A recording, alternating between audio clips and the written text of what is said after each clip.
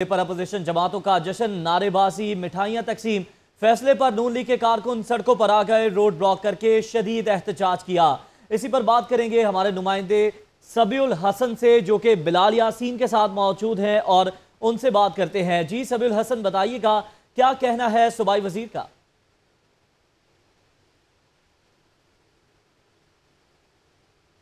बिल्कुल, इस वक्त जो है मैं माल रोड रीगल चौक पे मौजूद हूँ। एक इस पनामा फैसले के बाद जब वज़ीर-ए-आज़म मियां मोहम्मद नवाज शरीफ को नाअहल किया गया, उसके बाद जो है यहाँ पर रैलियाँ मुख्तलिफ टोलों की शक्ल में यहाँ पर रैलियाँ आती गई। इस वक्त माल रोड की जो सिचुएशन है, यहाँ पर जो है कसीर तादाद में लीगी कारकुनान मौजूद हैं। मेरे साथ इस वक्त बिलाल यासीन साहब मौजूद हैं। इनकी क़यादत में जो है ये रैली डिफरेंट इलाकों से होती हुई इस वक्त रीगल चौक पर पहुँची है। बिलाल यासीन साहब से बात करते हैं कि नाअहली का फैसला आया है, इसको ये किस तरह से देखते हैं और आने वाला जो लाएअमल होगा वो कैसा होगा? जी सर बताइएगा। मैं समझता हूँ कि ये इंतहाई अफसोसनाक फैसला है और लाहौर अभी तक इसको डाइजेस्ट नहीं कर पा रहा। जो लोग कहते हैं कि जी हमने बहुत बड़ी फतेह हासिल कर ली, उनको पता नहीं है लाहौरियों के मूड का।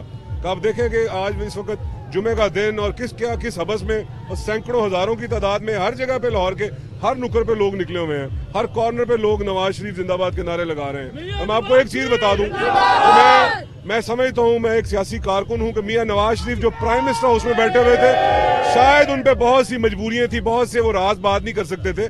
मगर आज अगर इस फैसले के बाद मियां नवाज शरीफ अगर जाती उम्र में बैठते हैं तो इनको अंदाजा नहीं है हमारे मुखालफिन को कि किस कदर उनके लिए खतरात बढ़ गए हैं, कि इनकी एक नहीं चलेगी। और वो दूर की बात है इलेक्शन, जो ये ख्वाब देख रहा है इमरान, जो ख्वाब देख रहा है कि मैं शायद साजिशों के जरिए इक्तदार में आ जाऊंगा, वो दूर की बात। अभी जो 120 में मैदान लगेगा, और मैंने सुना है किसी को कहते हुए कि जी 120 में हम पता नहीं क्या करेंगे, और वो भूल गए हैं कि मियां नवाज शरीफ के गयूर कारकुन जाग रहे हैं। उनको पता नहीं कि वो किस इंतजार में है।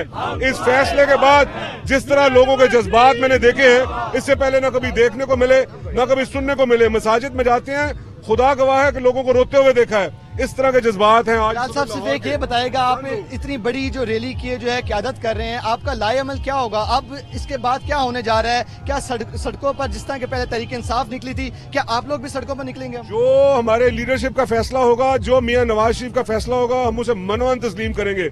मगर मैं ये जरूर बताना चाहता हूँ कि ये लाहौर है, ये मियां नवाज शरीफ के चाहने वाले हैं। इनको किसी कॉल की जरूरत नहीं है। ये खुद जिस अंदाज में निकल के बाहर आए हैं, आपका कैमरे की आंख दिखा सकती है, अभी कोई कॉल नहीं है। जिस दिन मियां नवाज शरीफ ने कॉल दी और मियां नवाज शरीफ ने जाते अपने प्राइम मिनिस्टर हाउस को निकल के, जिस दिन वो मियां नवाज शरीफ लाहौर की सड़क पे पांव रखेगा, आपको अंदाजा नहीं कि क्या होने जा रहा है। और जितने हमारे मुखालफिन जो मीडिया पे बैठ के बड़ी बड़ी बातें करते हैं, उनको ग्राउंड रियलिटी का पता ही नहीं है, उनको अंदाजा नहीं है। बिलाल साहब ये बताइएगा, अगर मियां मोहम्मद नवाज शरीफ की तरफ से सड़कों पर निकलने की कॉल दी जाती है, तो क्या आप उनका भरपूर जो है इस्तकबाल करेंगे? उनके साथ सड़कों पर निकलेंगे? किनके साथ? मियां मोहम्मद नवाज शरीफ के साथ। नवाज शरीफ साहब तो बहुत बड़ी बात है, हम उनके मामूली कारकुन हैं।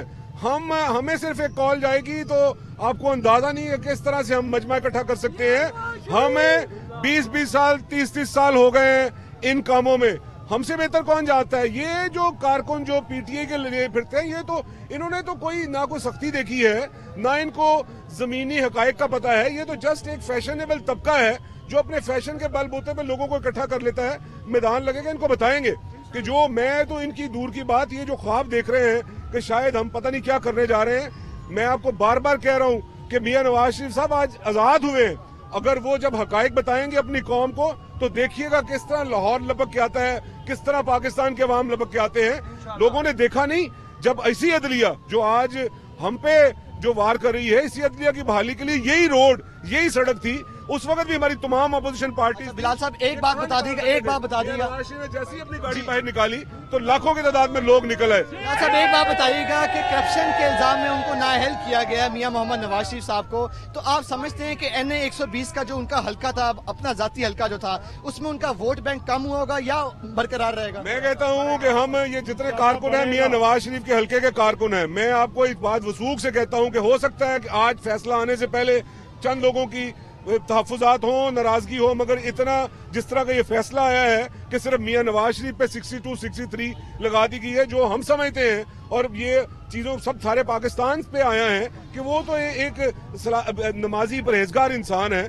जो हमारे ओपोनेंट है, उनके किरदार का किसको नहीं पता, उनके किरदार से कौन वाकिफ नहीं है। कि उनकी जवानियां कैसे गुजरी हैं। आज 62-63 साल के होके भी वो 62-63 में पूरा नहीं उतर रहे, वो बात करते हैं, उनके साथ मुआवजा कर रहे हैं। ये तो गुनाह के दर्जे में जा रही है बात।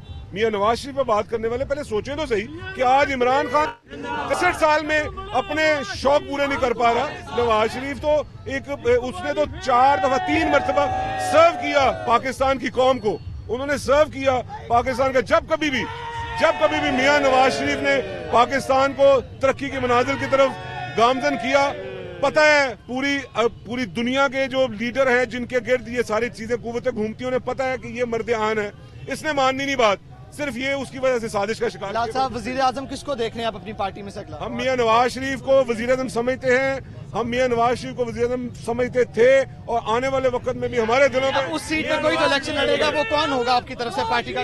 मैंने आपसे कहा है कि मियां नवाज शरीफ हमारे दिलों का वजीर आजम है, लाहौर की आवाम की आवाज है कि मियां नवाज शरीफ वजीर आजम थे, हैं और इंशाल्लाह रहेंगे।